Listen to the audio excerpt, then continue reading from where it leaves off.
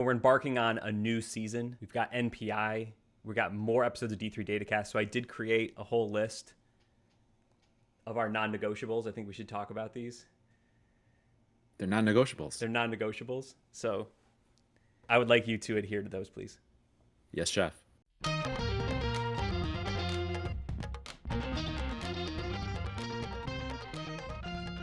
Welcome back to the D3 Datacast. I'm Zach Snyder, joined as always by my brother from the same mother, the Dean of the Data, Matt Snyder. How you doing, Matt? I'm doing very well, and thanks for shouting out our parents because they're the only ones that watch these episodes, and we know they watch them religiously. So hi, Mom and Dad.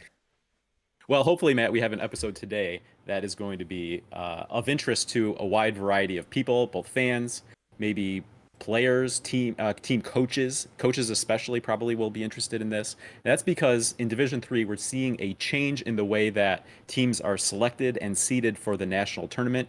Gone will be the days of the regional rankings and that whole system of as we knew it in terms of winning percentage and strength of schedule and results versus regionally ranked. Matt, it is about to be replaced by NPI. I think that's the name we're going to be going with, right? The NCAA Power Index, or NPI for short. As this process has evolved over the last couple years, at least. I mean, there's been a couple different names of what this thing was going to be called or how to refer to it. I think we've settled on NPI, both for ourselves, and it looks like the latest information coming out of the championships committee, NPI will be the law of the land. So it's important that we go through this because, Matt, you've been able to replicate the NPI standings for what we have posted now on d3datacast.com/NPI is a replication of NPI as it would have turned out for the 2023-24 men's and women's basketball seasons. And so through that process, you especially have gained a good understanding of how NPI comes together.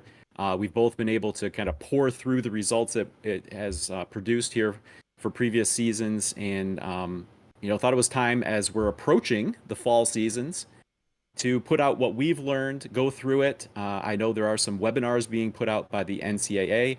I know the fall sports are happening. I believe other sports later in the season will be happening here come August. But we've come to understand a bit on our own. We'll put that out as an unofficial source because, Matt, we are here for the YD3 community. We're here to share what we know.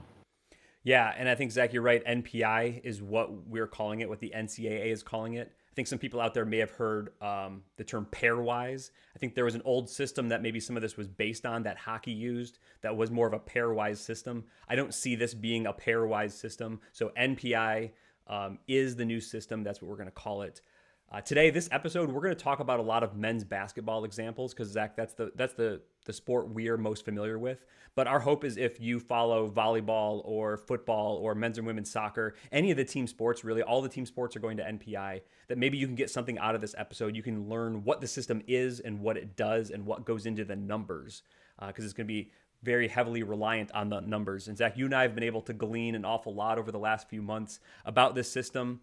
Like you said, there were some webinars posted from the NCAA that were linked to in some different places that we were able to view. There were some documents, FAQs, and then a revised FAQ that the NCAA put out. There was a few months ago some public dashboards that kind of were used to show the system that we had viewed. And then since then, we've been able to kind of glean some numbers of maybe what the current system is really showing. And I think we're very confident that the numbers we have on d3datacast.com/NPI are very representative of what is currently being viewed by the men's and women's basketball committees, or were viewed to help them set the dials, things that we'll talk about today in this episode.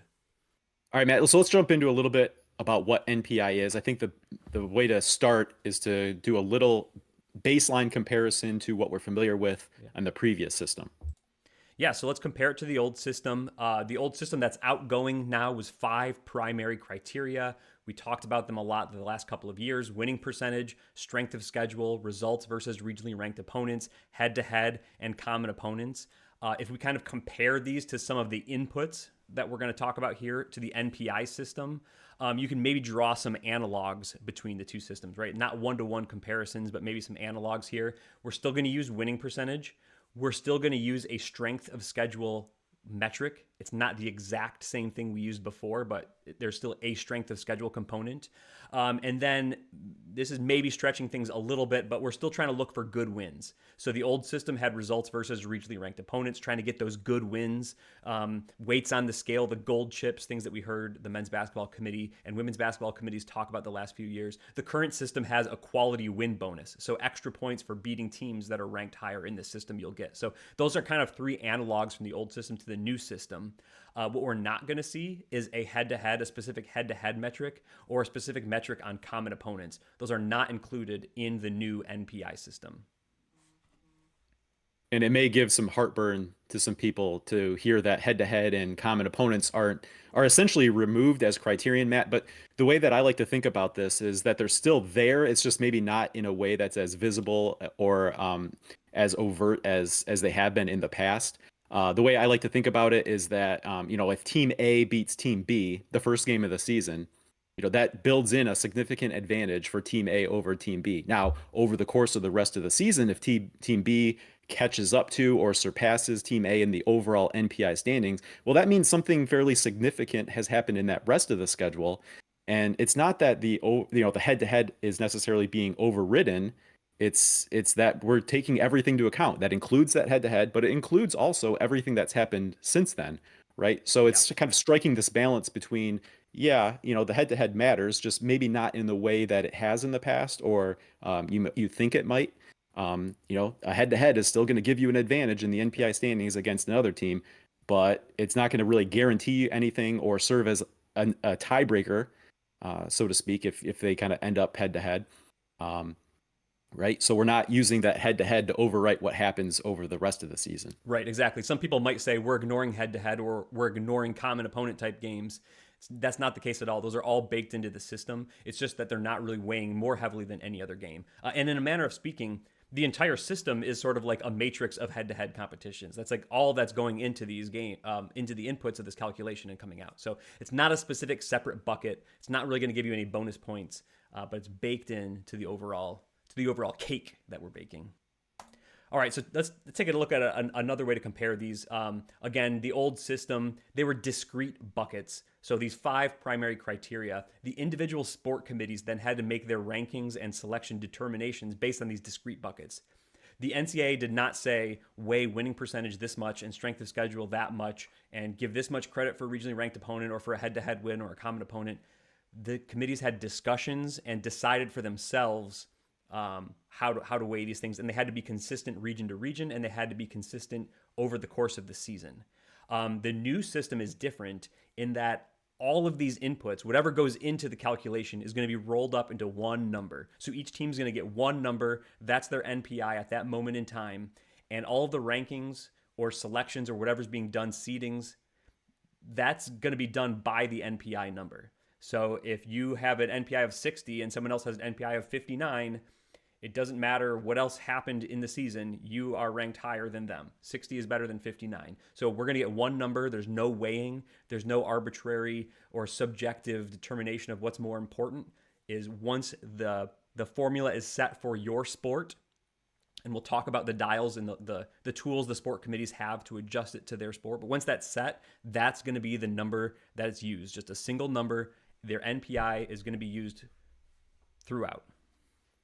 Yeah, I like the way you said it. It's not that there wasn't, weighting done on criteria before. It's just it wasn't prescribed, and committees had to be very careful to make sure they were being consistent with that. Here, we've got these dial settings as we'll go through.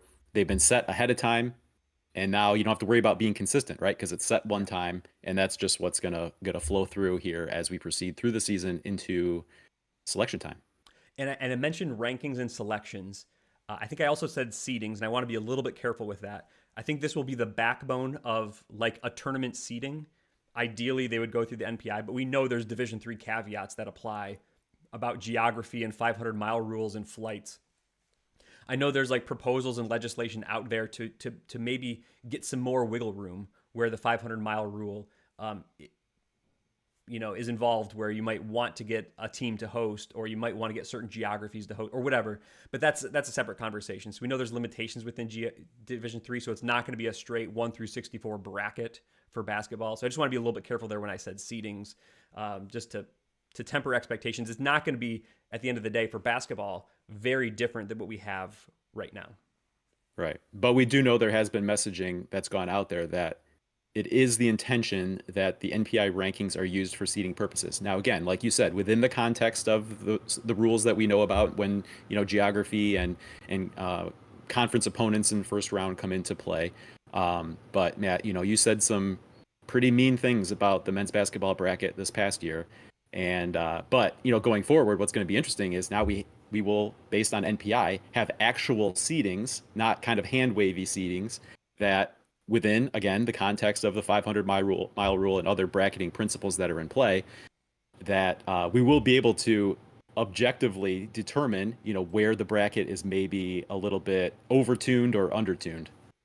I don't know if I was really that mean, but anyway, moving on. So we mentioned this is going to be a single number. We mentioned that all of the selections and rankings are going to be off of that. So what does that kind of look like? On the screen here for the YouTube viewers, we have a reproduction of what the men's basketball NPI we think looked like if we used last year's data, the 2023-24 data.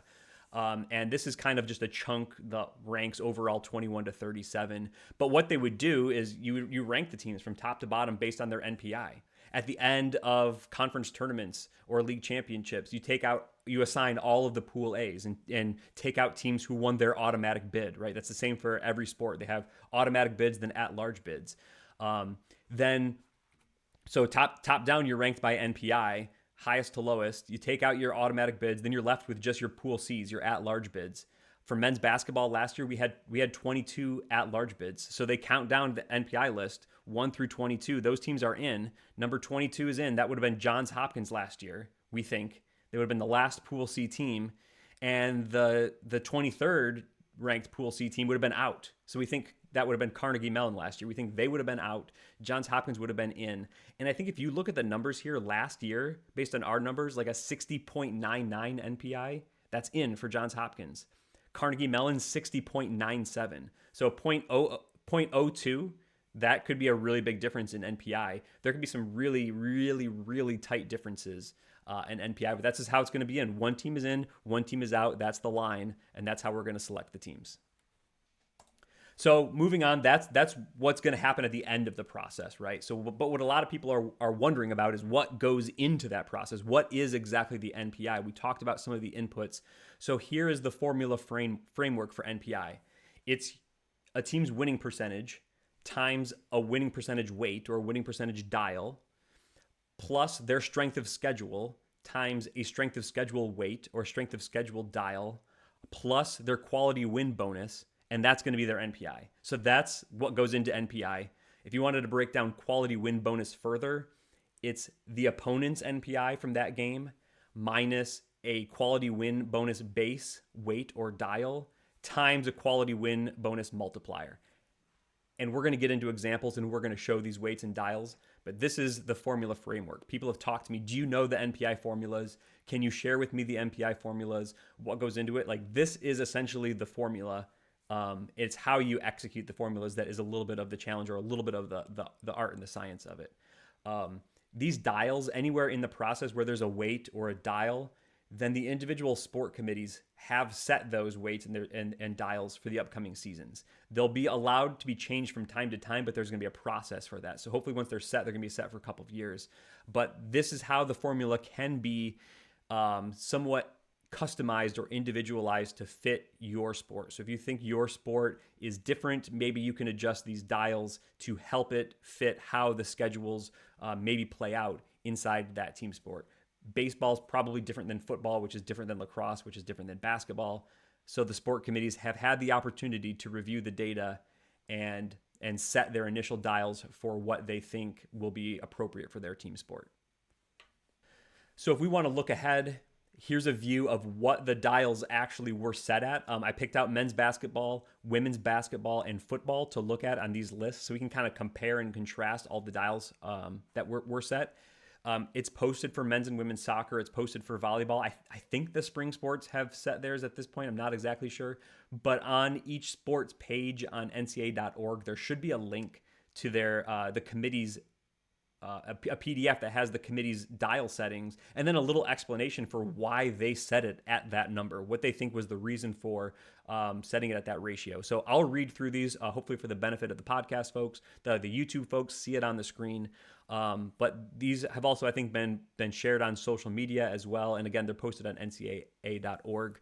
But just going at men's basketball, the winning percentage to strength of schedule ratio is 25-75. So that winning percentage dial is 25%, and that strength of schedule dial is 75%.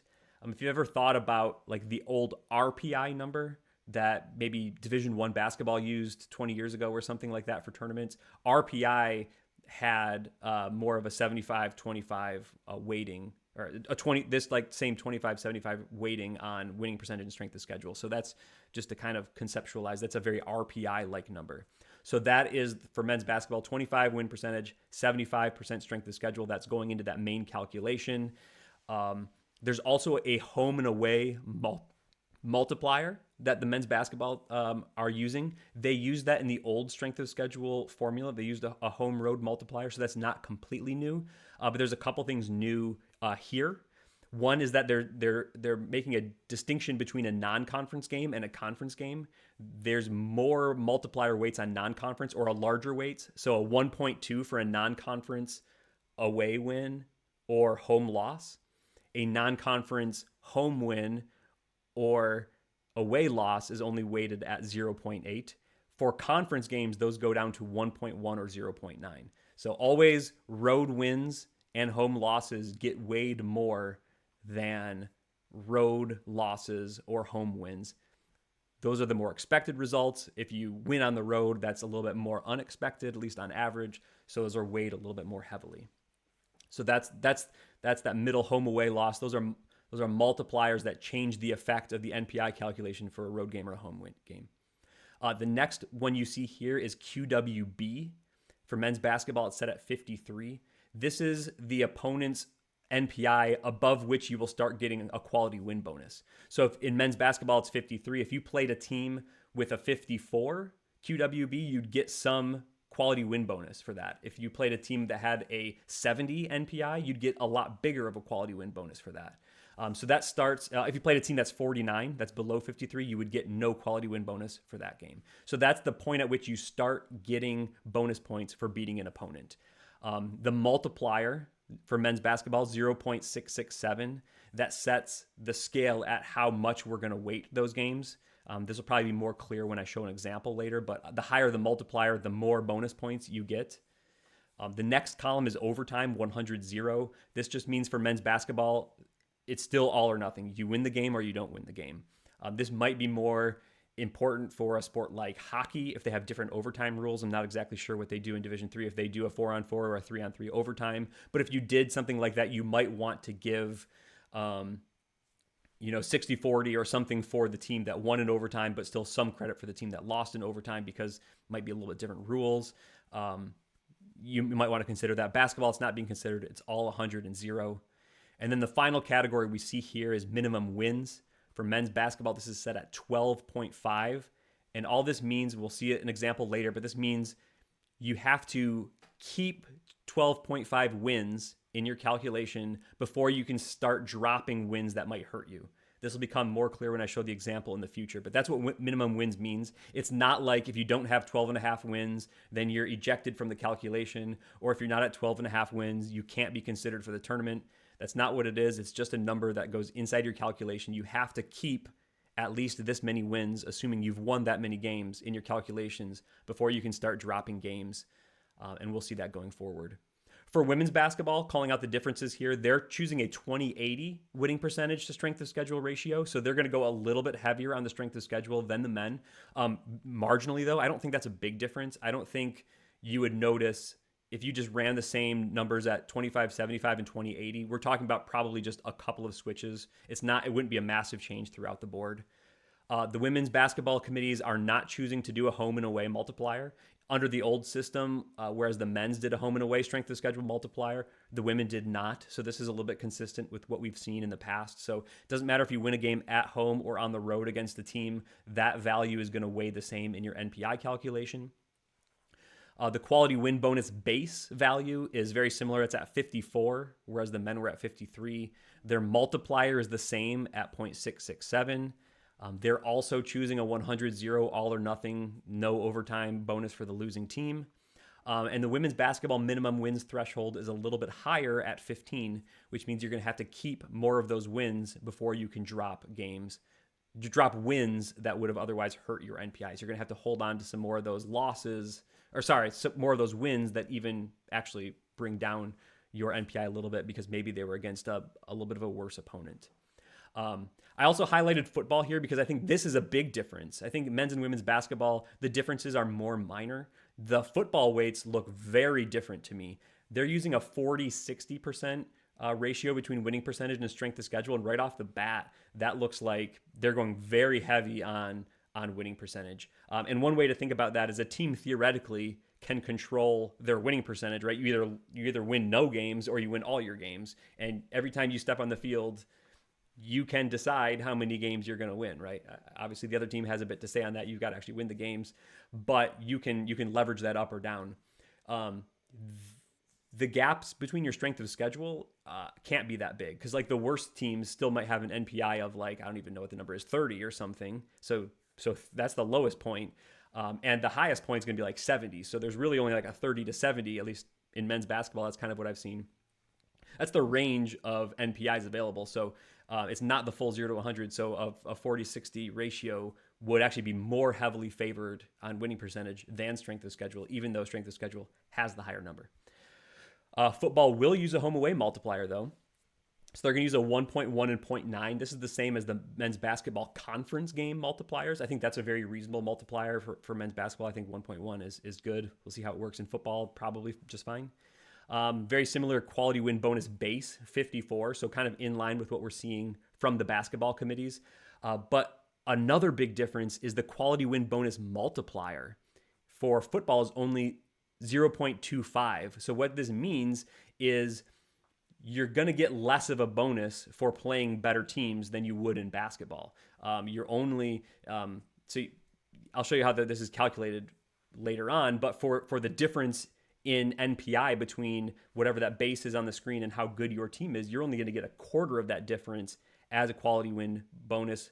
Whereas in basketball, men's and women's, they would get 2/3 of that gap as quality wins. So football, not really leaning into the SOS. They're not really, in my opinion, leaning into the quality win bonus. Overtime still 100-0, so it's all or nothing. Their minimum wins is 5, which is half the schedule of about 10 games. So it's pretty similar to men's and women's basketball in that ratio. But to me, football is not really respecting the strength of schedule portion at all.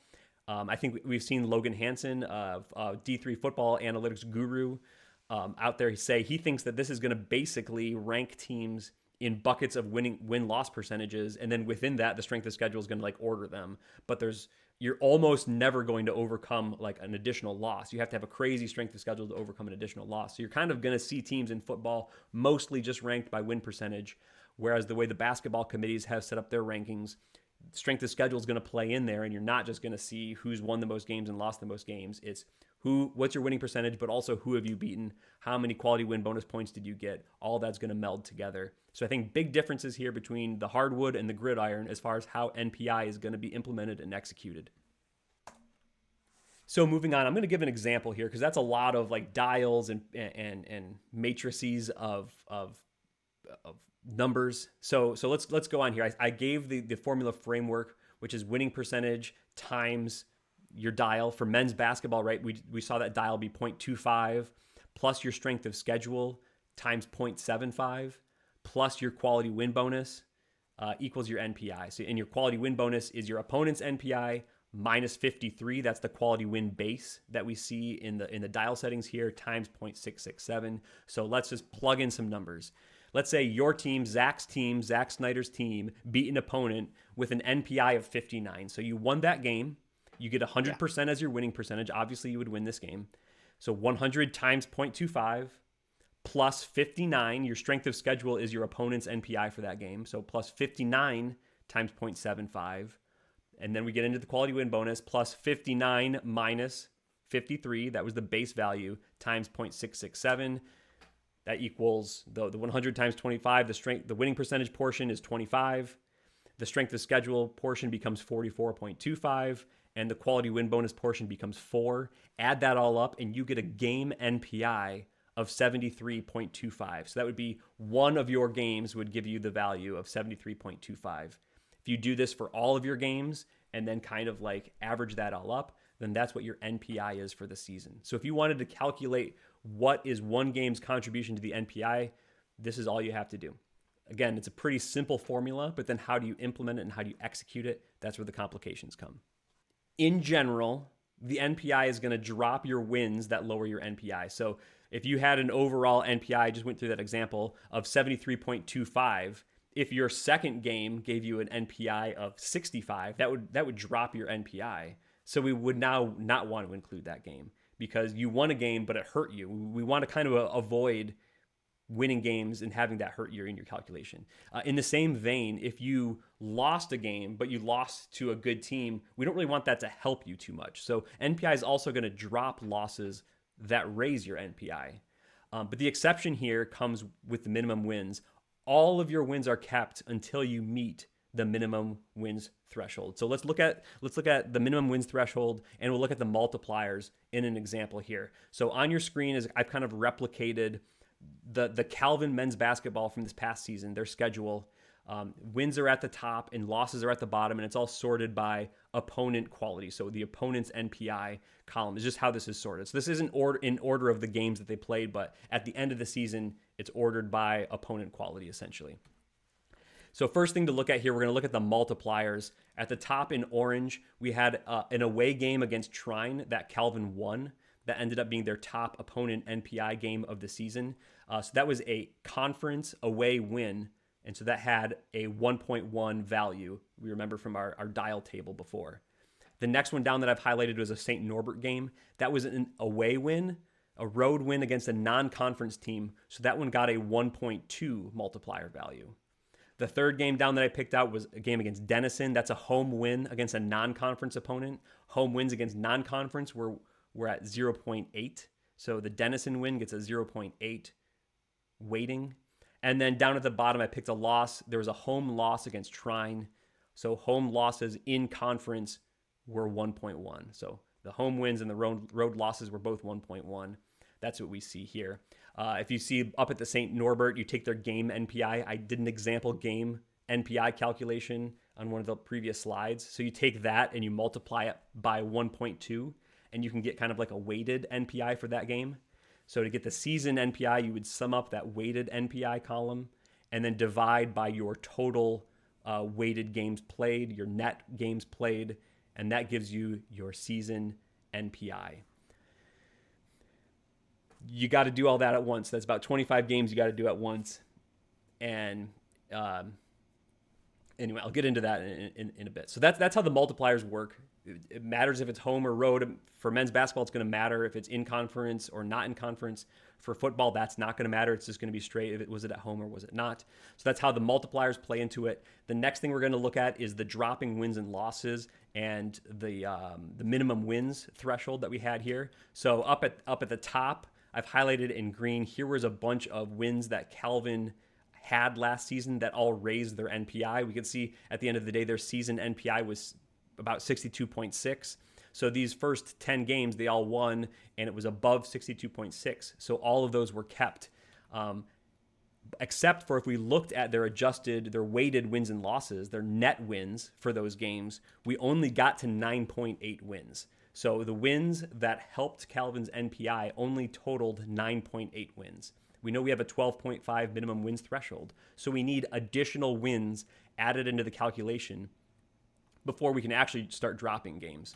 So we have to add in these other 3 games, a win against Alma, a road win against Alma, home win against Kalamazoo, to get us to 12.5. That's an additional 2.7 wins we need to get there. So once we add those in, we've hit the 12.5 minimum wins threshold, and so now we can start dropping games below that number. So once we've hit 12.5, those are all the games we have to keep. All the games that would start dragging us down Above and beyond 12 and a half, then we can drop those. We ignore those. We ignore the strength of schedule portion, but we also ignore the win-loss portion. But when that gets totaled up into an NPI, it would have hurt us fractionally. And so now we're kind of getting to ignore that.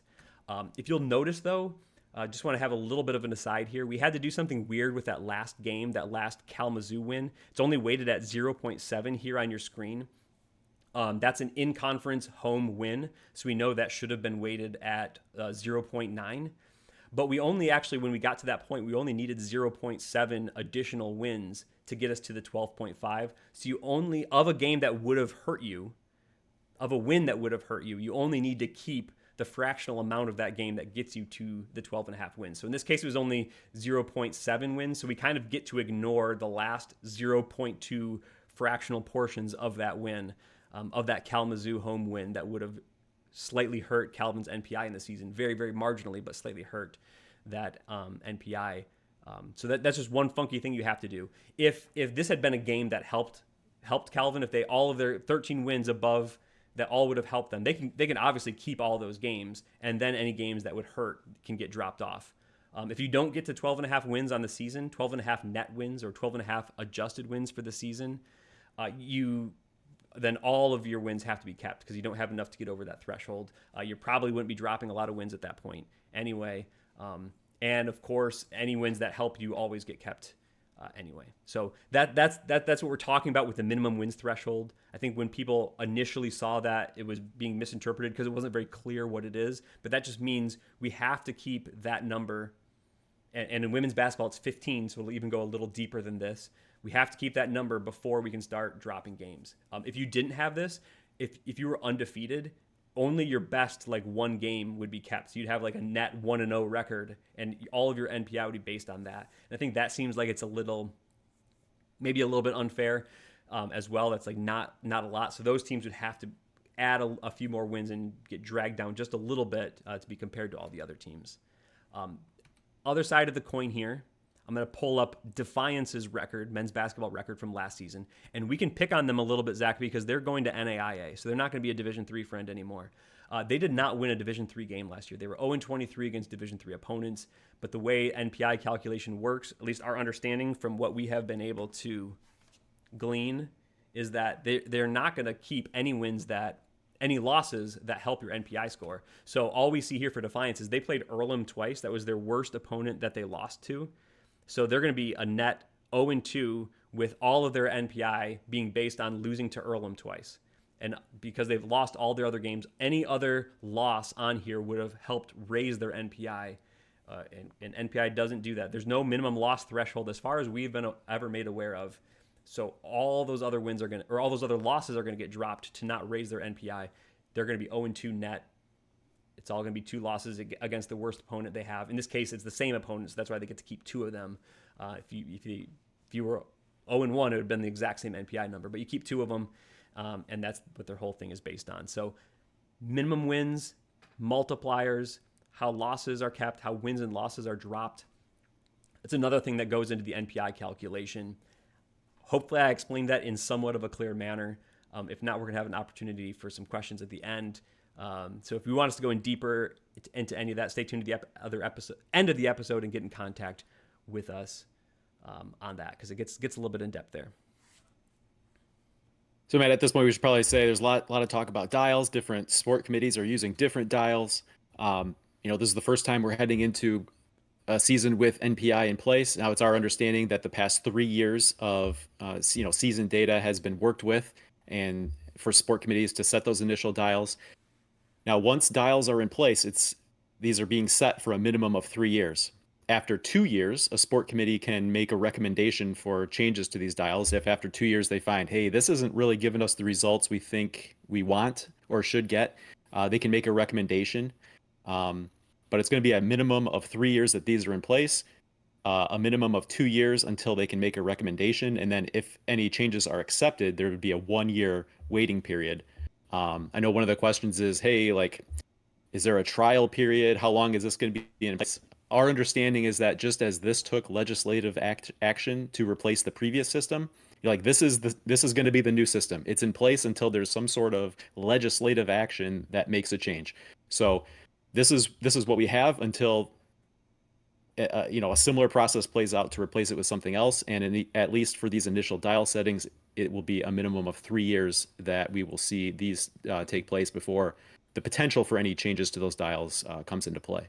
Yeah, and we'll get the 1 year heads up. I think one thing we've heard this year from coaches is, hey, my schedule's already set for next year. And right now they're kind of like, we don't really fully know or understand the system yet.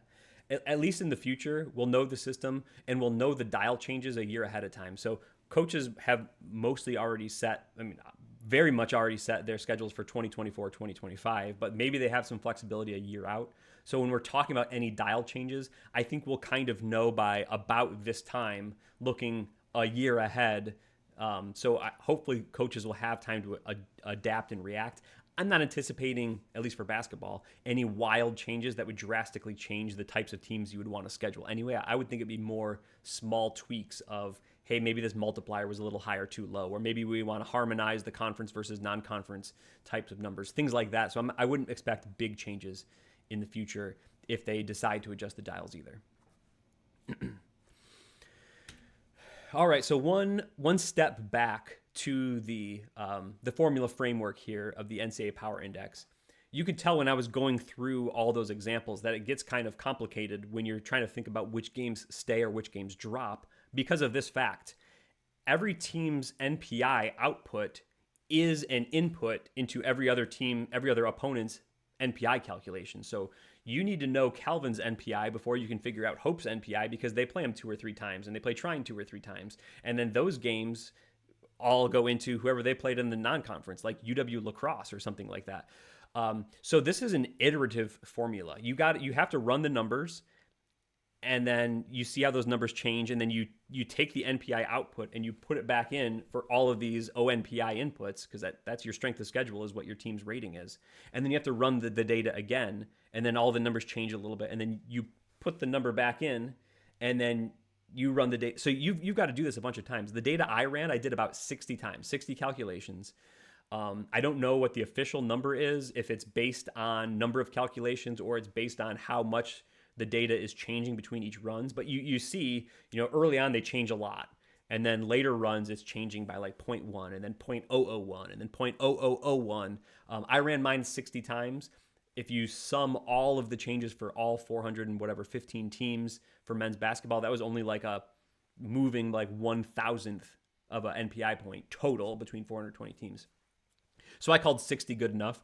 My guess is it's somewhere between 50 and 100 that they're kind of running this number. Don't know exactly what it's based on, but you have to iterate the whole thing a bunch of times. So when people have reached out to me and say like, hey, are you sure you have the formula, or can you share the formula?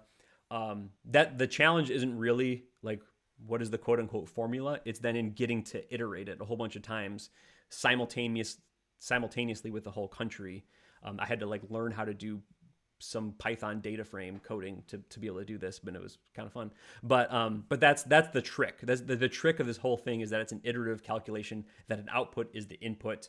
You have to get an NPI before you have an NPI. So actually the first time you use NPI, substitute opponent's winning percentage for ONPI, and then iterate the calculations, and that's how you get there.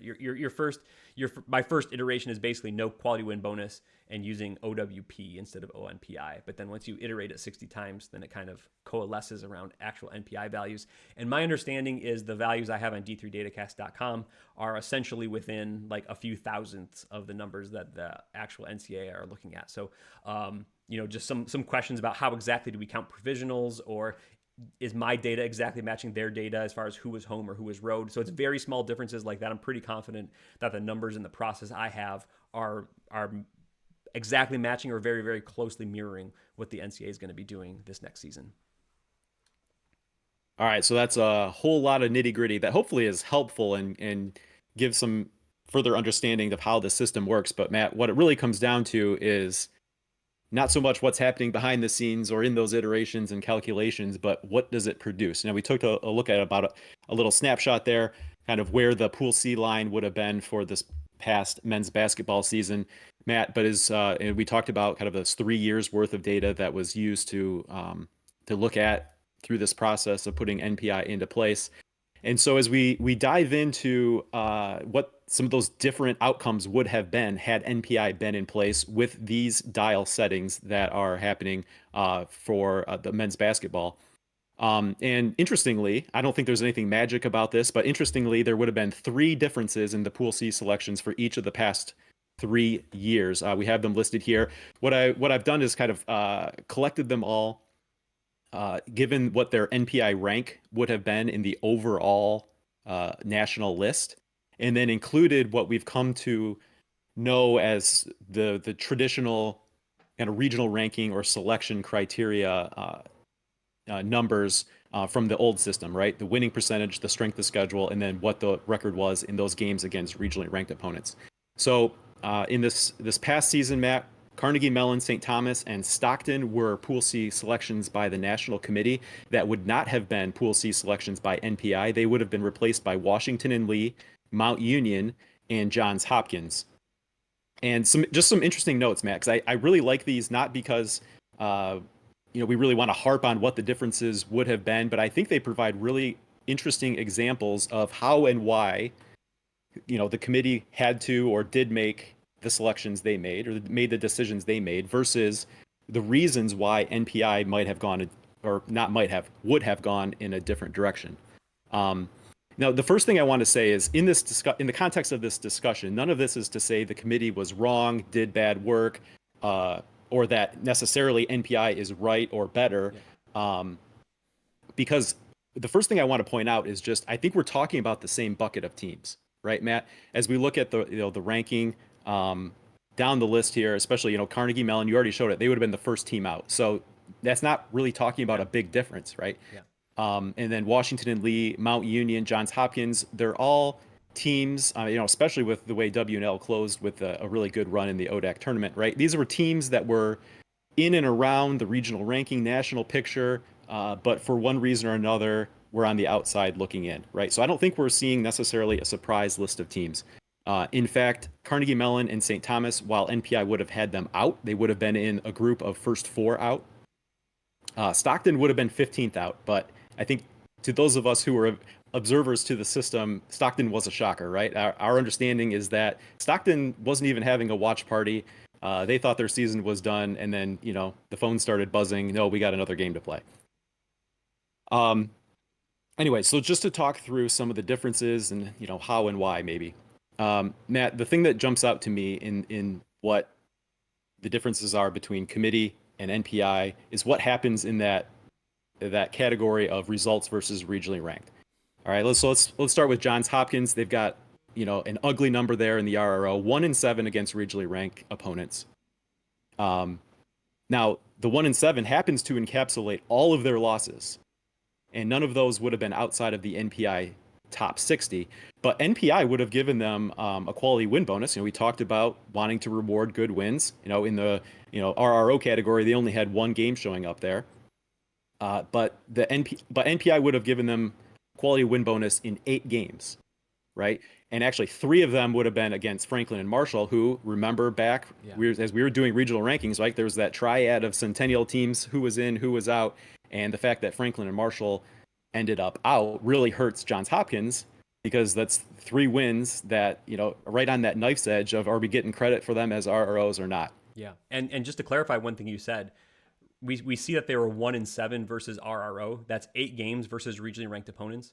You said they would have gotten quality win bonus in 8 games. Those are 8 games that they won that they would have gotten quality win bonus. So if you're drawing analogs between quality win bonus and RRO, that's like, in a sense, 8 RRO type games, right, that they're getting credit for. And we only see them as getting 1 win there versus RRO. So that's a big difference between the two systems to highlight. Yep.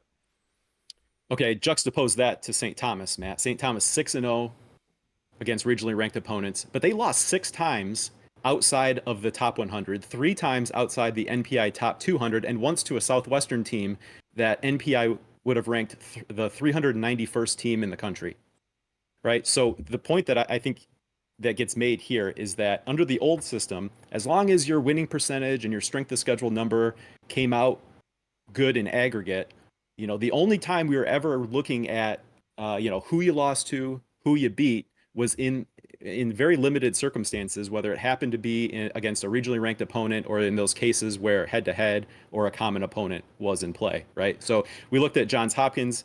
They had a bunch of wins that NPI would have given them quality win bonus for that they didn't really get credit for under the old system. St. Thomas 6-0, they rightfully got credit for a bunch of good wins, but it wasn't a mechanism in that old system to say, hey, this team lost to some teams they really shouldn't have, right? So I think one of the big differences going forward with NPI is it doesn't matter who you're playing up or down the entire national list. Who you beat matters, who you lose to will matter. Yeah, and one thing, I didn't know if we were going to get into this later, but when you read the men's basketball committee's report on their NPI dial settings, one reason they set the quality win bonus where they did was to give more teams more access to these quality win bonus games. So I think whereas, what was it, about 69 teams that were ranked under the regionally ranking system, I think the quality win bonus is going to encapsulate more like 100 or 150 Division III teams. So, and again, if you play the teams at the lower end of that, you're only going to get a little quality win bonus for those games. If you play the teams at the top, you're going to get a lot of quality win bonus. But this sort of smooths out the differences between, the teams that were just in the regionally rankings between teams just out. That was a big, huge deal for all the teams that they played against. This new system is not really going to have a stark contrast like that. Right. And then, Matt, we got to talk about Stockton because they were seen as a real outlier, a shock Pool C selection for a lot of us who were closely observing the situation there. And as we look at the list here, Matt, we mostly talking about the same pool of teams. Stockton's the outlier here in terms of NPI as well. They would have been 15th team out. Now, Matt, as we've been kind of parsing through the data, trying to understand some of the implications, how it all works, and you had kind of come up with a rule of thumb that, if you just took a random loss, turned it into a random win, that was worth about 1 point on your total NPI, right? So, and I think this works really, really well here with the Stockton case, right? Because they had the 630 winning percentage. The prevailing thought was, man, that's just a little too low. Didn't really win enough games that they maybe should have been selected. Now, they lost 4 times outside the NPI top 140, Matt. So using that 1 point rule of thumb where you change a random loss to a random win and you can gain about 1 point on your NPI, change one of those or just 2 of those 4 to wins, and that makes up the difference. So it really seems to jive with, hey, man, we felt like they just didn't win enough games to really deserve that credit. And I think NPI agrees. Had they won 2 more, they would have been like right at that Pool C line. So just kind of interesting to look through some of the differences there and the implications for them. Now, Matt, let's go to 2023. Before we do that real quick, I just wanted to say it's not like the Stockton resume is completely untenable anymore because we said Washington and Lee would be in. And you talked about Washington and Lee earlier, but their winning percentage and strength of schedule was kind of in that Stockton range where they were last year. The RROs weren't quite there, but they had a lot of maybe quality win bonus type games. But that's still a type of team, which is not all of that distinct from Stockton. I think maybe they were above 640 and instead of below 640, but still it's a similar type resume, and that type of resume is still in play going forward. So I think that's important to keep in mind that it's not just like Stockton was a Stockton case that we're talking about. Right. It's not that type of resume in general can't be acceptable anymore in NPI because I think Washington Lee shows that it can. Correct. And when you look at those just kind of top line winning percentage, strength of schedule, RRO numbers, Washington and Lee and Carnegie Mellon look very similar. So we're going to do a deeper dive here to go through a little bit more, maybe why Carnegie Mellon would have been just on the outside looking in, as we already looked at that. That would have been the first team out by hundredths of a point. So we'll do a little bit more of a side-by-side comparison there. All right, Matt, 2023, there also would have been 3 differences, heavy in Region 6 here. Think back to what things were like in 2023, Matt. Just getting into those regional rankings in Region 6 was a bloodbath. So as the committee had Pool C picks of Utica, Mary Washington, and Pomona Pitzer, NPI would have gone with Guilford, Barry, and Roanoke. First of all, for the committee to have made a different decision there, any of those teams would have had to have been ranked in the Region 6 rankings ahead of Mary Washington. But again, Why maybe was that decision made? Well, Mary Washington was the only team to beat Randolph-Macon in the regular season that year, right? So that was not only a regionally ranked win, it was a win over the clear number one team in Region 6 that was weighed very heavily. Mary Washington, therefore, in combination with the rest of the criteria, gets the nod above Guilford, Barry, Roanoke in the regional rankings, and then probably Mary Common Washington opponent for those ODAC schools, right? as That's well, right? But as the process plays out, they're ranked ahead, so they can get Pool C consideration ahead of the rest of Region 6. And Mary Washington probably was maybe one of the last Pool C picks, and that, kind of leaves the rest of the group on the board there. Now, Matt, again, just diving into here some of the differences in terms of the quality win bonus versus regionally ranked opponents. The wart on the resume of Guilford was just a 2-5 there in the RRO category, right? And we talked about Mary Washington having that win over Randolph-Macon. Guilford went 0-3 against Randolph-Macon. Like, their problem was they weren't able to get one of those top-notch wins. But Guilford would have had 9 quality of win bonus games. Matt, compare that to over there. Utica was one of the committee's picks. They were 6-4 against regionally ranked opponents. Utica would have had 7 quality win bonus games, and Guilford's top three quality win bonus games were better than Utica's best, right? So we've got a whole different value system in terms of how good wins are identified and then weighed. And Matt, one of the other interesting things in 2023 was looking at Barry's resume, right? Barry was a bit controversial because they were cleaning up, basically winning every game. But you look at what that strength of schedule number turned out to under the old system of 498. Basically in the old system, anything under 500, you could just about write off. That's like too low, right? Now, NPI doesn't have as much of a problem with that because we talked about dropping those games that would lower your NPI. You win a game, you shouldn't get hurt for it, right? That was very much what happened in the old system with Barry ending up with, yes, a very gaudy winning percentage number, but a strength of schedule number that just was not competitive. Now, we talked about SOS or strength of schedule being a different measurement under the old system versus under NPI, right? So under NPI, Barry's strength of schedule would have ranked 57th nationally once you do the adjustments and drop the games that would have hurt them. Now, compare that to Pomona Pitzer, who was one of the committee's picks, had a SOS number in the old system of 535. Well, the NPI SOS would have said Pomona Pitzer ranked 63rd nationally, right? So there's going to be a little bit of a paradigm shift in terms of, maybe it won't be a problem because we're not necessarily going to see the old system numbers next to the new system numbers. But, as the old selection criteria system played out, you kind of start dealing in these absolutes where, well, Barry, terrible schedule, can't consider them. Well, in a different paradigm here, Barry's strength of schedule looks better than Pomona Pitzer's. So just got to keep in mind that, SOS doesn't mean SOS as we previously knew it. It's different. It's not 1-to-1. It's not completely this old SOS would have been this old ONPI. It's a different system, probably correlation there, probably strong correlation there, right? But it's not the same thing. And as you just showed in the adjusted nature, a team who had a lower SOS in the old system, once you adjust and drop games, could have ended up higher than a team that had a certain SOS just because of the shape of their schedule and who they actually played. Mm-hmm. Matt, but again, here just pointing out that in the committee's picks, Utica and Mary Washington would have been in the NPI first 4 out. So again, it's not like between in and out, we're really talking about a different pool of teams, right? The teams that would have been in, we just talked this through. They were kind of blocked by Mary Washington getting ranked ahead of them, and just the way that the system identifies, values good wins, kind of held back maybe a Guilford or a Roanoke. But again, we're dealing with teams that are probably in the same grouping. You could have taken any of those teams that were just off the board in Region 6, and you knew from watching them they're kind of teams of similar quality. All right, 2022, Matt, is a little bit different. And here we see some even more extreme examples of low winning percentage, high strength of schedule teams that NPI would have had in.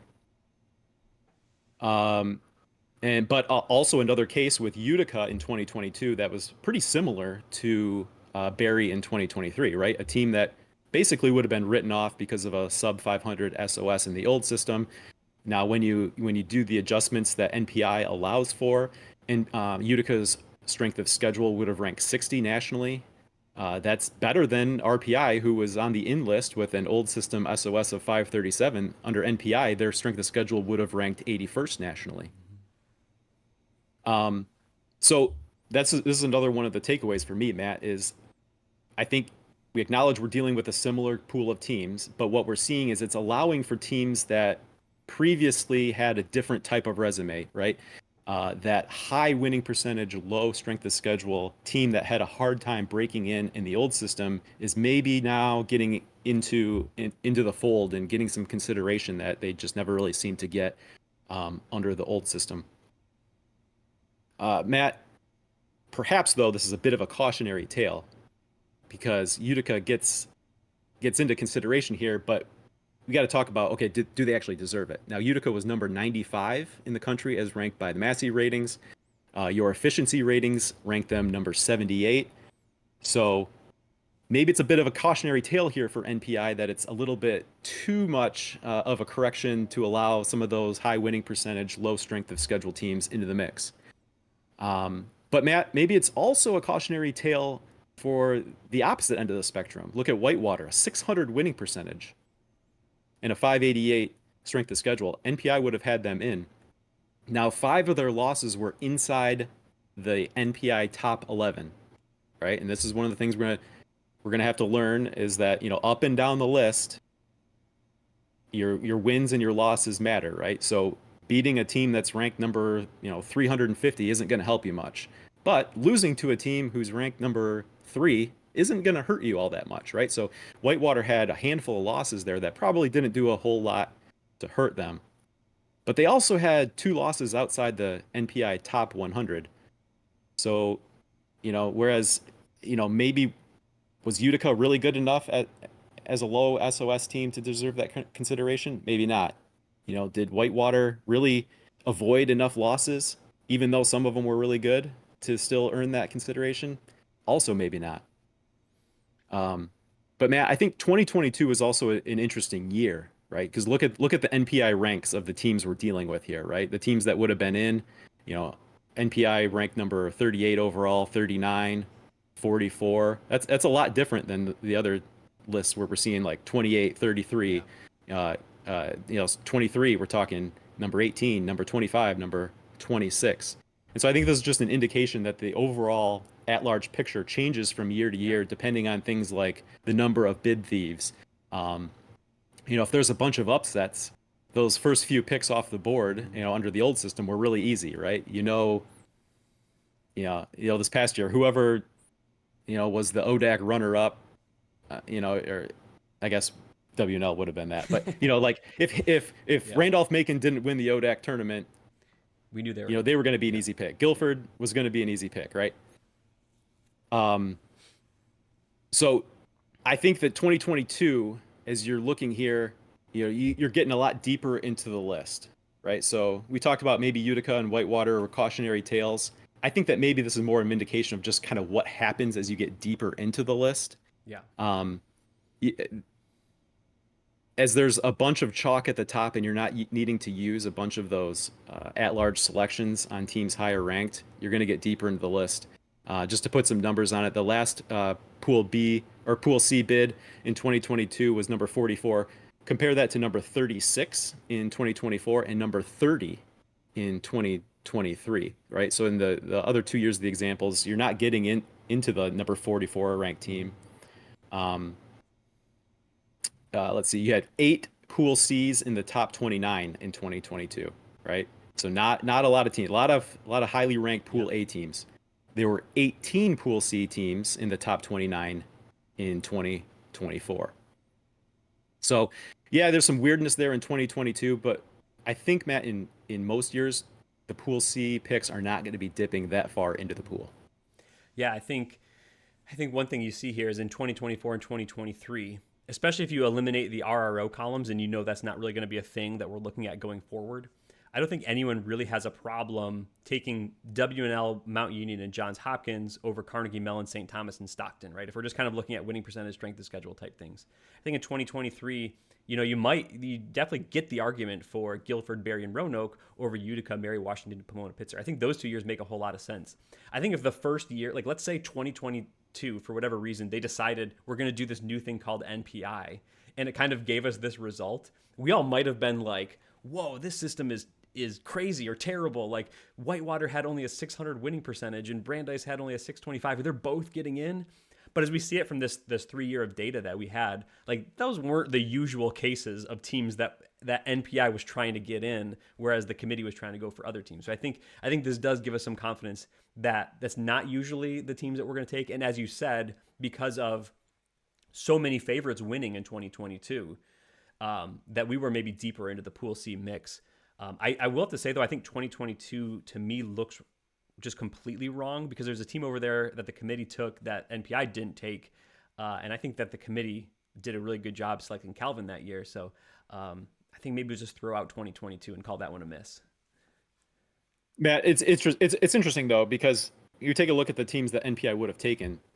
It's not like those were off the board picks, right? I went back into, you've got the archive version of all the regional ranking data from 2022, and those basketball fans who've been following along with that information that we've posted, you may recall that you've got kind of a fake rating where it's an attempt to sort of automate the process based on how we've observed the regional rankings come out. And Whitewater and I think Brandeis actually would have been one of your Pool C picks based on that automated process, right? And I believe Utica maybe too, and Whitewater was right around there. So even with these kind of weird resumes, we're still not seeing teams like that were totally off the board one way or the other, all of a sudden jumping into the list here. Yeah, and I think no matter how much the committee tried to fight against it and say there weren't any lines or elbows where your team can't get in below certain numbers, I think some of us observed that those were in fact in place. And I don't think they were intentionally in place. Like they said, we are never selecting a team under 500 SOS. I don't know that that was stated or not stated. It probably wasn't. But just when they talked through it, they maybe tried to avoid maybe those more questionable type resumes.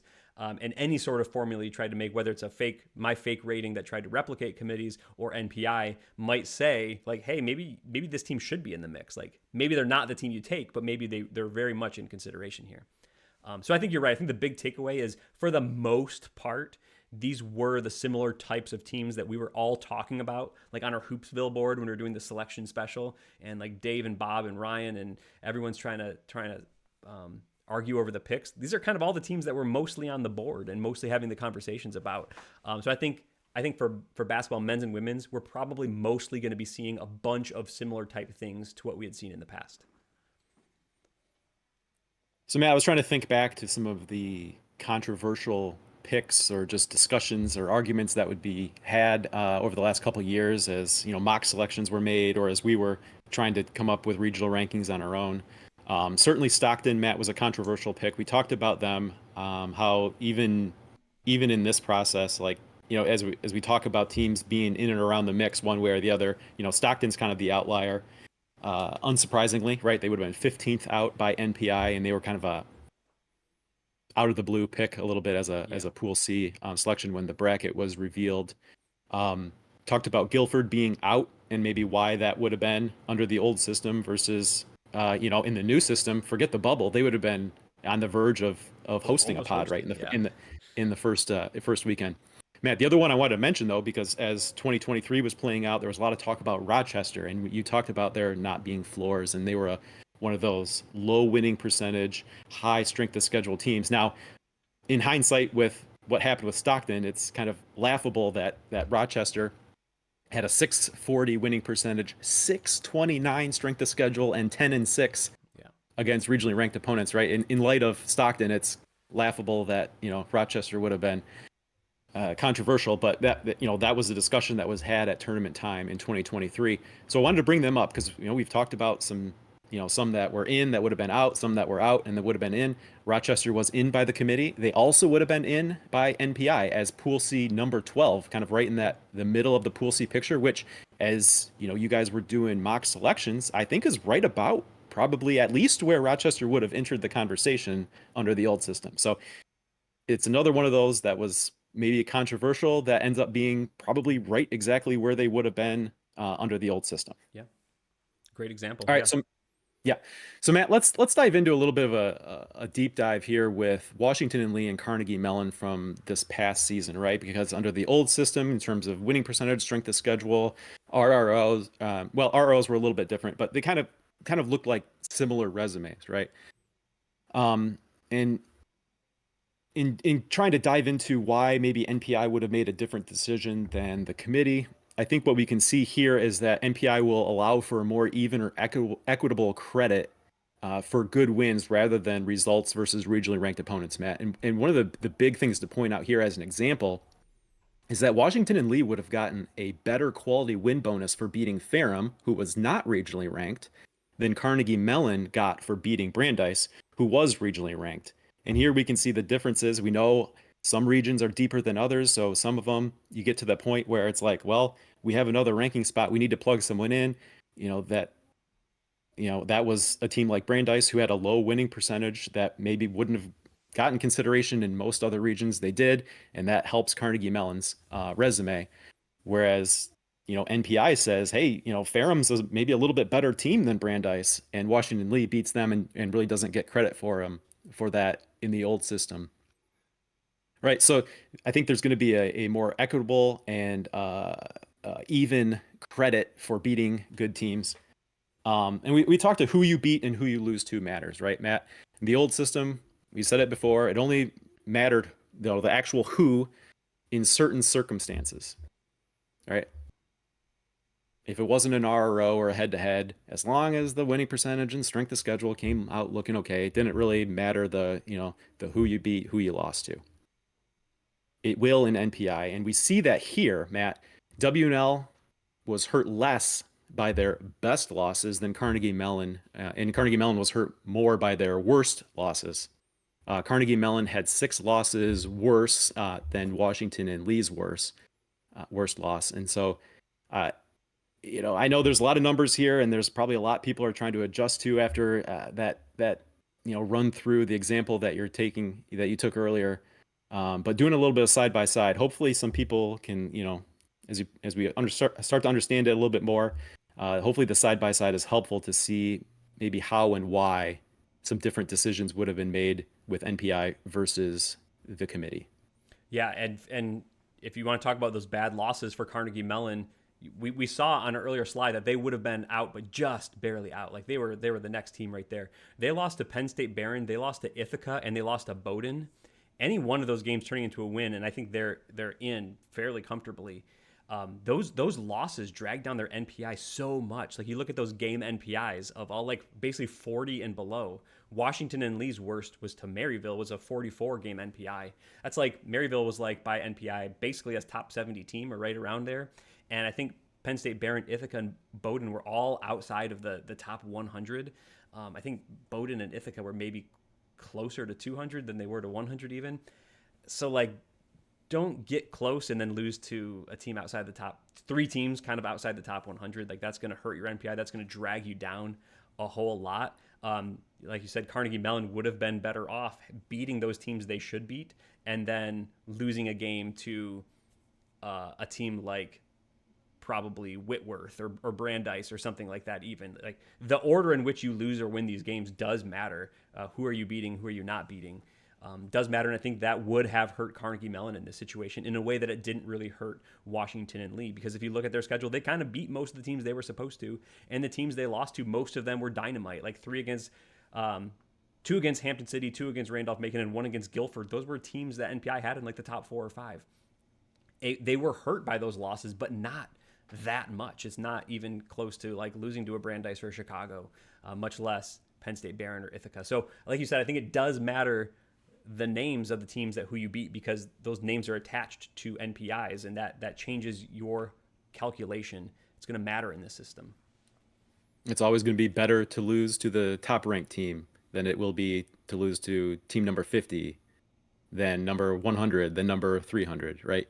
Yep. Up and down the line, who you beat matters, who you lose to matters. And I think we can see that here, right? I mean, let's just look at a game NPI losing to Hampton Sydney was, more than 20 game NPI points better than losing to Bowdoin. Now it's cherry picking to take a best loss and a worse loss, but just shows Yeah. how big of a difference it can be losing to a top ranked team versus a team who's maybe much further down the board.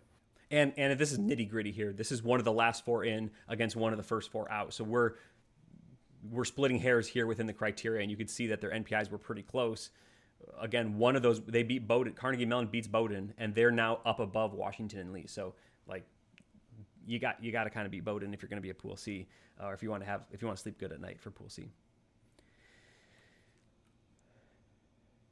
All right, Matt, we had put out the call for NPI related mailbag questions because, we wanted to do as thorough of a job as possible in covering it, but we wanted to also open it up and make sure if there was something out there that, the community wanted to know that we were covering that as well. So we did receive a couple mailbag questions here, Matt. Let's start off with a mailbag coming in from Bob Quillman, who will be seeing the answer to his mailbag question early Yeah. because as a Patreon supporter, he will be getting this episode in early access. Yeah. So thank you, Bob. So he'll know the answer before you know he's asked it. Correct. So for hashtag D3Hoops, a question on behalf of coaches. Should we schedule differently with NPI versus how we scheduled under the old selection system? Matt, this gets back to some of the uproar about NPI going into place so quickly is schedules were already set and there's a lot of angst. It seems particularly from soccer coaches that their schedules are set and now the system is changing and they're worried about that. So let's talk about that for what that means this year with schedules already set and then going forward as coaches are making schedules under this new system. I think the short answer is no, you should not schedule differently. The little bit longer answer is yes, you can consider making some different scheduling choices, but I think the longer answer is no, you should really be mostly scheduling the same as you were. As we've seen, playing good games helps you. You get the quality win bonus, you get those big numbers on your resume. You still want to be playing strong teams. I think like we saw the Barry number, right?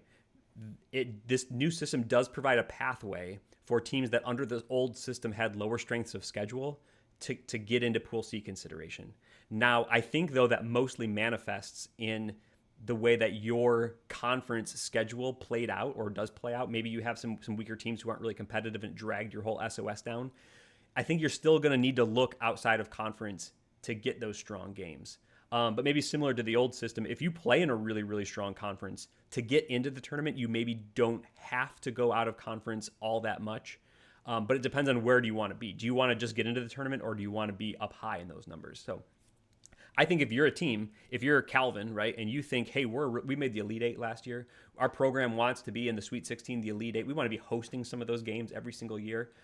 What do you have to do when you play in the MIAA? Like, yeah, you have Trine and you have Hope, and those are good teams, but you can't build probably a top 16 resume just on that. So you think we got to get out and get to some of these CCIWs, some of these WIACs. We got to get maybe down into Ohio some years and play the OAC. We're going to need to find some of these non-conference games because we don't want to be just hanging on to like last four in, first four out type of range. We see our program trying to push for the top 16. To do that, you need some of those strong games on your resume. You need a bunch of those quality win bonus games. And if you're in the MIAA right now, you probably can't count on very much of them in conference. You need to bolster that with some non-conference games. You need to go out to the GLI like they did last year. You need to host the GLI like they will this year. You need to go out to the Sigma Invitational and try to play some teams at Illinois Wesleyan. That's what Calvin's going to do this year. Their schedule is already in place, but I think that's good under the new system if that's the program that they want to be.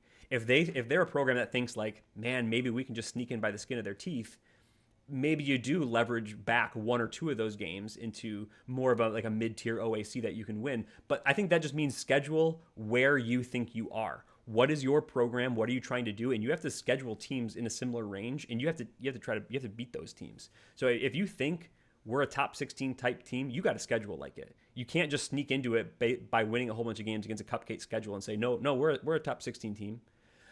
Then again, if you're a team that's just trying to sneak in, one way to do that might be just beat the teams who are in front of you. And if you do that, you have a chance to get in. Now, we're going to see Okay, here's an example from last year. Farmingdale State and Geneva. They both had winning percentages in like the 890 to 920 range, like almost 90% of their games they won. Their old SOS number was like 460 to 490. Um, no regionally ranked wins. My fake rating that we talked about put them in like the Pool C number 45 range. They were never in our Pool C conversation. They were never going to get into discussion. This is Farmingdale State and Geneva. But NPI, and they both won their Pool A this year, so they both got into their tournament. But NPI put their final numbers in kind of that first four out range. So those types of teams were maybe on the cusp of getting in. That being said, if they had lost their conference championship finals, they would have taken another step back and probably been in that like Pool C 45 range. But if their wins and losses had been in a different order, such that they ended up on the bubble with those resumes, they probably would have been out by only like one or two wins. So I think teams like that, neither of them had very good schedules at all, right? Like Geneva and Farmingdale State didn't really play anyone of note besides maybe one or two teams kind of in their conference that were okay. But you can't, so I think in the new system, you can't have really even two or three losses with that type of a resume and get in. Now, if you had been 2016 Lancaster Bible, who was undefeated with a really poor strength of schedule, and we had the conversation of if they lose this championship game, are they out? Maybe, I'm not sure, I haven't run the numbers, maybe that team does get in with one loss. And maybe in the new system, like Farmingdale State last year or Geneva with only one loss in the conference championship game could have gotten in. So I think maybe there is a pathway for that type of a team. But for the most part, no, you have to schedule harder than that. And if you're really playing a bunch of teams kind of ranked in the bottom part of the top 100, 200s, 300s of NPI, you basically got to run the table on that. And you can't get in with even two or three wins. Or two or three losses against that schedule. You're still going to have to go out and get some better games. I don't think you need. So I think in the old system that just passed, teams from a weaker conference had to do everything they could to get all of those, like hopefully regionally ranked opponent games outside of conference. Again, with the way the quality win bonus is a little bit different than RROs, you don't have to kind of get lucky that one of the teams that you played and one of the teams you beat was an RRO at the end of the day. I think it's okay just to say we're just going to schedule good teams overall. And if as long as you're scheduling a good bunch of good teams, teams in the top 150, teams in the top 100, hopefully teams in the top 75 or top 50, again, depending on what strength your team you think you are, if you build your schedule around those types of non-conference games, you're going to be just fine and you're going to have a path to get into the tournament. Yeah, I think to me, as I look at it, my thought is this really frees up coaches to not have to worry about finding a good game and hoping that that team gets regionally ranked or is regionally ranked number one, right? Go out and schedule a team that you think is going to be a good game for your team, right? And if that team doesn't in fact turn out to be a good team, if you beat them, you will be rewarded for it, regardless of, oh, well, too bad they were in, region 7 and they were ranked 8th. Mm-hmm. Right. It's like that. Like you beat Marietta, you've beaten a good team this past year. Marietta couldn't break into the final regional rankings. Like that was one of Mount Union's problems, right? So it was a good win. NPI would reward that with a quality win bonus. But it didn't show up for Mount Union in the current system. Didn't show up for Calvin in the current system, right? So I think it frees up coaches to not have to worry about all those arbitrary lines across the regions and whether or not, they're going to get as much credit as they actually deserve for a win. And also just in terms of taking away that regional dynamic, I think John Baines had talked about this, right, Matt? It kind of maybe one of the unintended consequences was it flipped the motivation to get a win out of region, right? Instead of beating a team in your region and knocking them down, it was better to go out of region and try to beat a team that could still be ranked maybe number one in that region, because then that looked better for you than if you had, beaten a team in your region and knocked them down a little bit. So it just takes that off the table, right? It doesn't matter that the UAA has access to the theoretical ability to have 4 teams ranked as number ones in their region. Now, as it turns out, the quality win bonus line is set such that every UAA game over the last 3 seasons, right, of the example data that was used to set up the current dials, every game would have been a quality win bonus game. But that's fine, because every team across the country has the same access, right? It's not based on Brandeis being, able to In sneak Region into 2. a weak Yeah. region two rankings. It's based on, Brandeis is ranked this spot, and if a team of similar quality, like a Marietta, who maybe wasn't able to break into the Region 7, or we talked about the depth in Region 6. Maybe there's a team that's of similar quality that would have been ranked like 10th in Region 6. NPI will similarly reward a team for playing that team as they would for playing Brandeis, right? We looked at it in the side-by-side example with Washington Lee. They would have gotten a little bit more credit for beating Ferrum than Carnegie Mellon got for beating Brandeis, right? So I think hopefully this frees up coaches from having to worry about their schedule in terms of how it impacts or interacts with the regional rankings. It's just go out, find good teams, beat good teams. Yeah. You will be rewarded for it. Yeah, and I think the other thing that maybe changes the schedule a little bit is maybe here in the Midwest, you might be a little hesitant to schedule a mid-tier WIAC school, right? Because they're still pretty good, but they're only going to go 500 in conference, but they're still probably like a top 50 team in the country. But are they going to contribute to our SOS very well? Because their conference record is only going to be about 500. So maybe you'd rather schedule like a Midwest Conference team, and you think, hey, maybe they're about the same overall quality, but I know this team from the Midwest Conference is going to go like 20-5, and so maybe they look better on our SOS if we think maybe neither of these teams are going to end up in the regional rankings. Or maybe you'd rather not play a mid-tier NESCAC. Maybe you want to go after someone that's in the Commonwealth Coast Conference. A team that's pretty good, can win a lot of games there, but maybe is still going to give you a better SOS than that mid-tier NESCAC might be, because maybe they're going to lose some games in conference. I think with the way that your opponent's NPI becomes that strength of schedule number, I think what we're going to see in the new system is go ahead and play that mid-tier WIAC. They're probably just going to be just as fine as playing that upper-tier Northern Athletics team or Midwest Conference, right? So I think we're going to get credit for playing, again, a mid-tier OAC team. Playing Capital is probably going to be up and around the quality win bonus threshold, right? Even though the last couple of years they weren't really in the regional ranking mix, or playing a Heidelberg or something like that. Those are always going to be fine games in the new system because they're either going to be in that quality win bonus threshold or they're not, and you're not going to have to worry about region depth, as you said, Zach. So I don't think coaches are going to have to play that game quite as much, and that's a way that will change their schedule. But as you said, just find good quality games to play and win those games. And when it comes down to being in or out, I haven't seen anything that suggests it was schedule based, right? In almost every case, for teams that are actually around that Pool C threshold, you look at their schedule, look at their results, and there's going to be a game there where you're like, man, if they had not lost to Bowdoin, right? If looking at the Carnegie Mellon, who would have been just on the wrong side of that cut line, right? It comes down to your performance. It's not going to be about your schedule. Yeah. We've already seen with Barry and Utica in some of those differences from the past 3 years in terms of the Pool C selections. There is a wider path to selection than there probably was under the old system. So I think that opens up the paths for scheduling, and it's going to come down to how you perform against it. If you do have one of those more traditionally weak schedules, you probably can't afford to be taking more than 3 losses.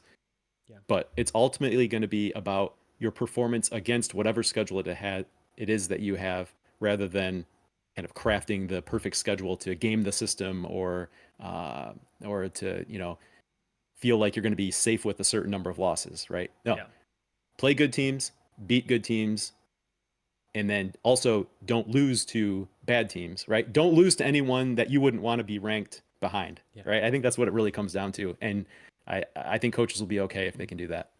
So some of this answer kind of leads us into the next question, Zach. So you have the next question up there? I do, yes, from Max Fan here, Matt. A two-parter. Let's start with number 1 here. What kind of teams does NPI help and hurt as compared to previous systems? Hope Max Fan paid double for this one because this is 2 questions in one, so sneaky there. I think so. What does this help? I think, and I'm still learning with everyone else, so I don't know the exact answer, but I think this helps teams who play pretty good teams in non-conference, play strong non-conference schedule, but then had a weak conference slate where the conference teams would just drag them down in the old system. I think in the new system, you can maybe drop a bunch of those games. You don't get the win credit, but you also don't get the strength of schedule hit for that. So as long as you've done well enough in the non-conference, it's not like suddenly like, oh man, like now our SOS is just average or just in the toilet, it's going to help those teams be buoyed a little bit because we can now, you know, okay, so you beat the worst team in your conference. Like, is that really a game that is we're allowing to move the needle too much? I think the new system says no, that won't move the needle too much. I think this also helps teams from deep regions who were in strong conferences that could all their games against tough teams couldn't count as RROs. I'm right away thinking ODAC. Zach, when you looked at the last 3 years of data and teams that would have been, I shouldn't say should, because we're not, again, it's not like the committee was using NPI and they were different systems making different choices with different criteria. So one's not wrong or right. But the new system says Guilford, Washington and Lee, Roanoke could have been in the last 2 tournaments if the old system had been in place. Region 6 has been deep, right? The ODAC has been strong. It has had teams like Christopher Newport, Mary Washington, Emory. So just to get into the Region 6 rankings has been tough. But the NPI system says Guilford, Roanoke, Washington, and Lee, you could bend teams. The ODACs would get quality win bonus credit for some of these teams that are deeper than just the regional rankings. And since there's a whole bunch of good teams, again, other leagues like the ODAC would be in similar position. I think that kind of helps them a little bit. You talked about the UAA, how the last few years had been noted, had a little bit of a built-in advantage.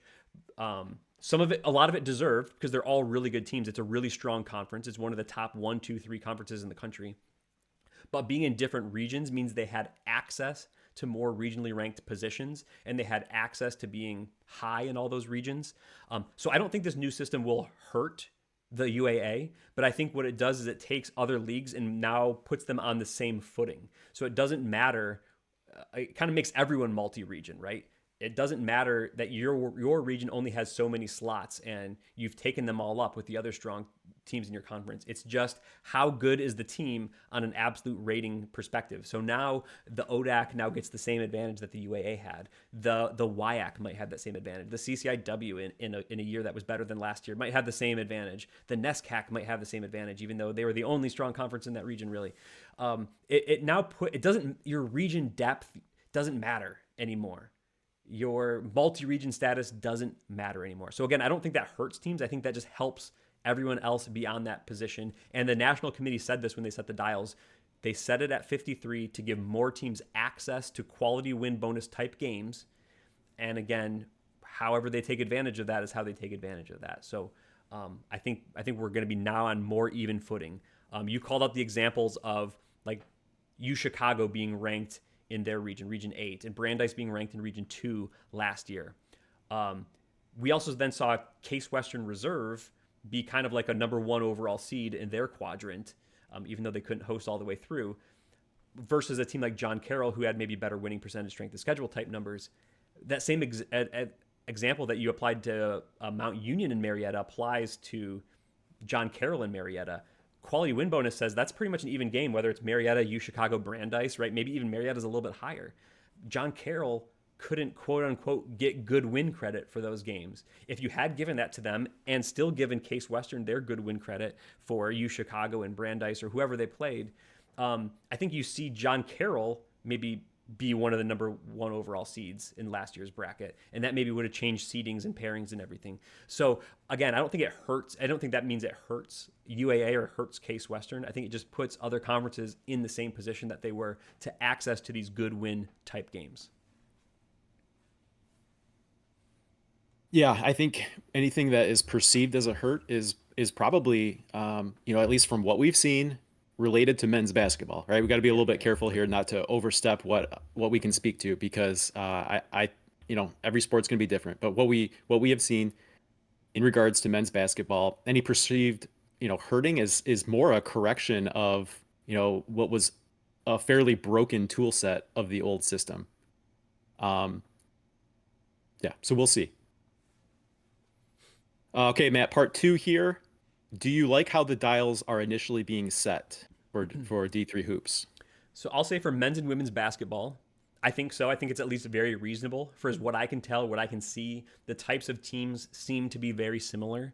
If I'm going to be like quibble, because that's what I do all the time is I quibble with things that the committee does, and I think they respect me highly for that, is maybe the minimum wins is a little bit too high. I might have maybe put that like 10 or something. But again, I don't know. I'm just making stuff up based on numbers I've tried to replicate and try to glean. But I think they're all fairly reasonable. I think my gut feels it's right. I think if you were a D3 hoops fan who you love D3 hoops but you hated like the processes and the numbers and everything, and you just were like, tell me who's ranked or who's the bracket, I don't know that you could immediately tell the difference between all the systems. You'd say like, yeah, it all looks like similar types of teams are being ranked. So I don't think we'll notice tons. I think the women's committee did a good job of setting the dials. I think the men's committee did a pretty good job setting the dials. I think that's going to be fine. Actually, I have another picture of what the dials were to be reminded of.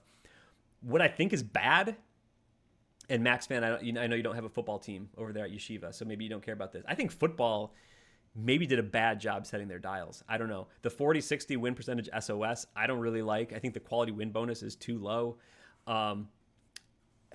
Maybe just NPI in general is not going to be a great system for football, and only having like 10, 11 games or whatever it is. I agree with what other people like Logan Hansen knows football, Pat Coleman, all those people know the football landscape way better than we do. Our team doesn't kick off for the first time for like another 2 months or so. I don't think that this is going to be great for football. I think we're going to see a lot of like what we would otherwise think of as head scratching rankings or seedings or selections. I think good teams are going to get left out. I think bad teams are going to get in. I think bad conferences might get like 2 teams in, and we're like, what? But I think for football, what you're mostly going to see is if you had a cupcake schedule set up this year and you were pretty good, like you're probably fine. Like that's probably all you need to do until you change the dials is don't schedule anyone and win your games. So that's what it is. I think football's bad. I think basketball is reasonable. I also men's basketball maybe doesn't need the non-conference versus conference difference in the multipliers. Like that was just a little unnecessary for me to have to code. But I did it. But anyway, I don't know. Yeah, interesting because I believe all the dials have been set, and men's basketball is the only one to differentiate between conference and non-conference for a multiplier. Yeah. If a multiplier is even used at all. I think I kind of get it conceptually, and I'm okay with it. But it's just interesting, right? So. Right. And I think the reasoning there is, over the last, few years, we've seen a rise, it seems, in the number of really great matchups between good teams, and they wanted to continue to incentivize teams to play really strong non-conference schedules, which is good because let's be honest, like we talked about the UAA, and over the last 3 years, every game played within the UAA would have been a quality win bonus game. With that, you have baked in 14 quality win bonus games. Like, you could do a cupcake non-conference and you'll be fine, right? You've got 14 quality win bonus games. As long as you can win a good portion of a portion of. Oh yeah. You need to win. I mean, a QWB game doesn't really do you any good if you lose it. I mean, aside from what we said, like if you take a loss to a number 50 team, that's better than taking a loss to a number 150 team. I will also say this about the difference between non-conference and conference multipliers. If you're a conference that plays a double round robin, I think it does not matter what the multiplier is. It'll kind of come out in the wash both ways because you get the multiplier and then you get the other multiplier. I mean, I think it's basically always a wash. If you don't play a double round robin, if you play like a time and a half or a single round robin, then maybe it also makes sense to kind of limit the difference between home and away because that's kind of just like how your conference schedule has decided to be built, and so you don't want that to be a big impact. So I think the whole NPI system maybe limits the conversation around NESCAC, let's say, playing only a single round robin or other conferences. I think this provides ways for those teams not to be helped or hurt by that in a little bit. But I haven't studied that scientifically, so that's just kind of a gut feel as well. So Matt, it's not directly in the question here, but you kind of started reaching your hand out to the third rail there. Do we talk about the NESCAC and the single round robin? Do you have something to say? Well, my hot take has always been that the single round robin's a bit of a red herring, and it's not actually that big of a deal, especially when you consider that like Amherst, Williams, and Wesleyan play a double round robin no matter what, right? They always have that other game as a non-conference game anyway. So like if you count those, like Williams is not playing fewer conference games than like you see in the CCS right now, yeah. Right?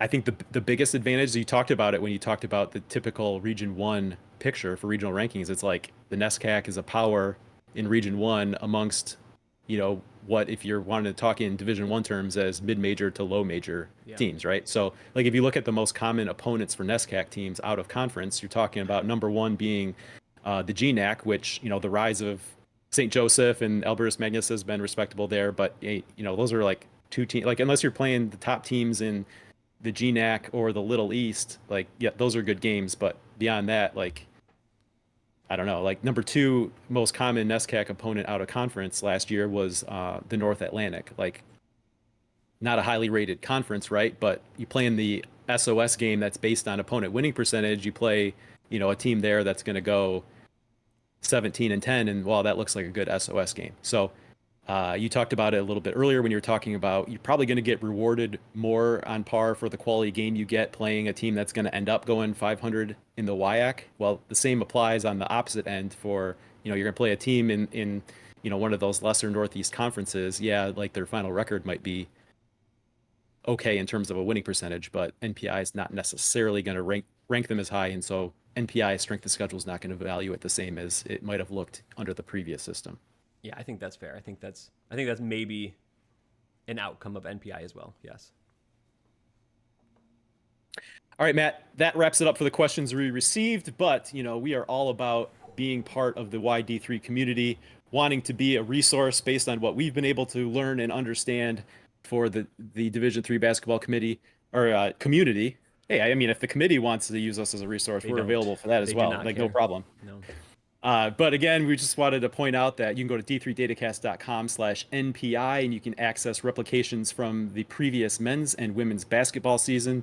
Matt, we also, if hey, if you're a coach and you've watched this and you have some questions, you can leave a comment here on YouTube. You can find us on social media at D3Datacast. We're on Twitter/X, Facebook. You can find us there. Drop us an email, d3datacast@gmail.com, or we have a contact form on our website at d3datacast.com. And yeah, we'd love to interact with you, help you out as we can. I know, Matt, there's webinars that have already taken place and will be taking place, so hopefully coaches are getting access to all of the information they need and getting the questions they want answered. But hey, sometimes an unofficial source can be as helpful or more maybe than an official source at times, and so we want to make ourselves available for that. Zach, thank you for doing this episode with me. And I'd also like to thank all of our Patreon supporters for helping us to put together these episodes to help us keep d3datacast.com ad-free. d3datacast.com/NPI is where you'll be able to find all these NPI data points throughout the season. We'll keep it updated basically every day once the season starts.